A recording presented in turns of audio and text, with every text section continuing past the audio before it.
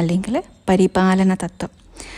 അതായത് നമ്മുടെ ജീവിതത്തിലുടനീളം വേണ്ടുന്ന ഊർജ്ജമാണിത്, പ്രത്യേകിച്ച് സ്ത്രീകളെ സംബന്ധിച്ച്.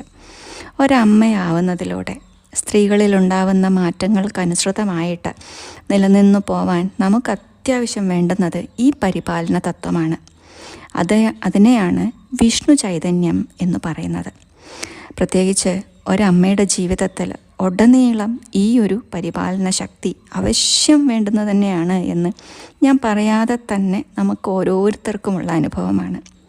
കാരണം നമുക്ക് ജീവിതത്തിലൊരു കണ്ടിന്യൂറ്റി ഉണ്ടാവണമെങ്കിൽ നമ്മളിലുള്ള ഈ വിഷ്ണു ചൈതന്യം ഉണർന്നിരിക്കണം എന്നാണ് അമ്മ പറയാറ്. ഇപ്പോൾ ഗുരുവായൂരപ്പൻ്റെ സന്നിധിയിൽ ശ്രദ്ധിച്ചാൽ തന്നെ നമുക്ക് കാണാൻ സാധിക്കും, അവിടെ ഏറ്റവും കൂടുതൽ സന്ദർശകർ സ്ത്രീകളാണ്. അല്ലെങ്കിൽ ഗുരുവായൂരപ്പൻ്റെ ഭക്തരെന്ന് പറയുന്നത് ഏറ്റവും കൂടുതൽ സ്ത്രീകൾ തന്നെയായിരിക്കും. കാരണം മാതൃത്വത്തിന് അത്യാവശ്യം